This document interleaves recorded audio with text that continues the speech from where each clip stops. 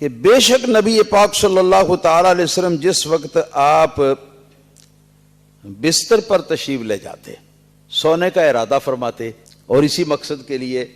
سرکار بستر پر جب تشریف لے جاتے تو پھر کیا کرتے؟ تو سرکار اپنی دائیں ہتھیلی، یہ ہتھیلی ہے، یہ ہتھیلی، دائیں ہتھیلی اپنے دائیں رخسار مبارک کے نیچے رکھتے، اور اس طرح نبی کریم صلی اللہ تعالی علیہ وآلہ وسلم سو جاتے۔ اور وہ وجہیں یہ ہیں، نمبر ایک، حضور نبی کریم صلی اللہ تعالی علیہ وآلہ وسلم کا معمول مبارک تھا اور سرکار کی پسند مبارک تھی کہ آپ اپنا ہر کام جو ہے آپ دائیں طرف سے شروع فرماتے تھے۔ ان رسول اللہ صلی اللہ تعالی علیہ وآلہ وسلم کان یحب التیامن فی کل شیء، ہر کام میں رسول اللہ صلی اللہ تعالی علیہ وسلم دائیں سائڈ جو ہے نا اس سے شروع فرمانا پسند فرماتے تھے۔ تو اس لیے دائیں ہاتھ، اس کی ایک تو وجہ یہ ہے کہ سرکار کی عادت مبارکہ کے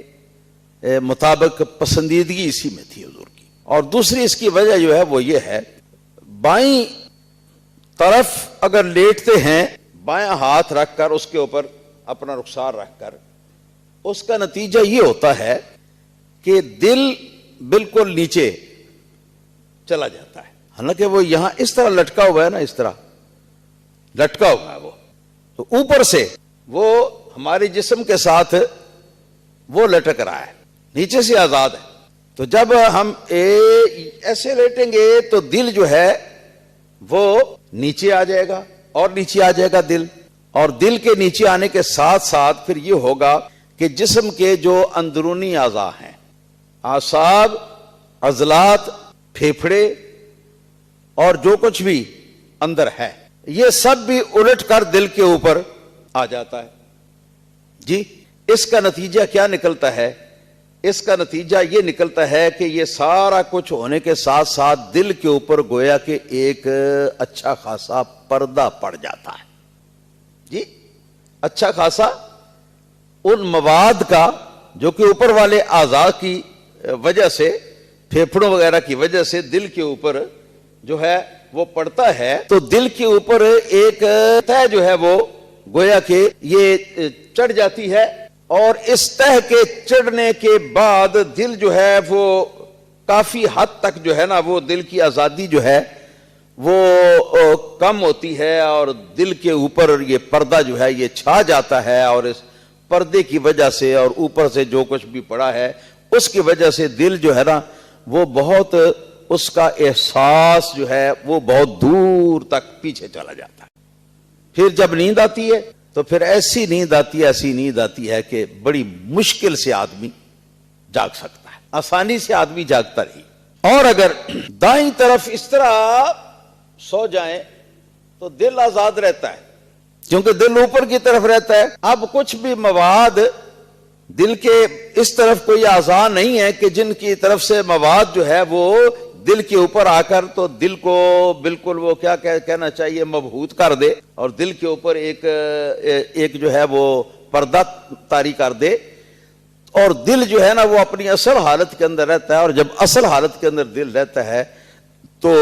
اس سے نیند جو آتی ہے اس سے بدن کو جس آرام کی ضرورت ہوتی ہے وہ آرام بھی مل جاتا ہے، اور آدمی کو جاگ بھی آسانی سے آ جاتی ہے۔ یہ طبی لحاظ سے یہ فرق ہے دائیں طرف اس طرح لیٹنے میں اور اس طرف لیٹنے میں۔ نیند کا غلبہ بے ہوشی کی حد تک جو ہے نا وہ پھر چلا جاتا ہے جب اس طرف آتے ہیں، اور اس طرف آتے ہیں تو نہیں ہوتا ایسا۔ تو سرکار کی تو کیفیت ہے میرے بھائیو یہ۔ تو اب اگر یہ کہا جائے کہ ادھر سونے سے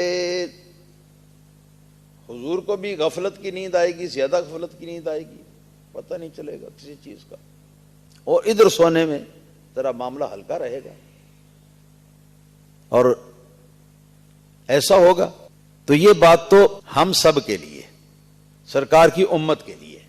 عام لوگوں کے لیے اطباء نے یہ بات جو ہے یہ بتائی ہے۔ بات سمجھ میں آئی نا؟ سرکار کے لیے،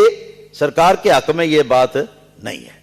کیونکہ سرکار جب سوتے ہیں تو سوتے میں بھی سرکار کا دل و دماغ کام کرتا رہتا ہے اور جاگتا رہتا ہے، اس کو خبر ہوتی ہے کہ سرکار کے جسم مبارک کے اوپر کیا حالت گزری ہے۔ اس لیے حضور اس مقصد کے لیے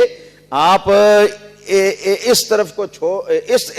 چھوڑ کر اور اس طرف نہیں سوتے تھے، بلکہ یہ سونا کس لیے تھا؟ نمبر ایک تو یہ کہ سرکار کی عادت مبارکہ تھی کہ ہر کام میں دائیں طرف کو آپ ترجیح دیتے تھے جی، تو یہ عادت مبارکہ جو ہے یہ پوری ہو گئی۔ اور دوسرے طور پر اس لیے کہ تاکہ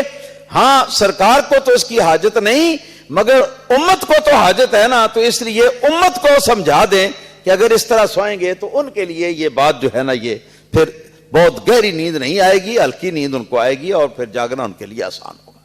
یہ تعلیم امت کے لیے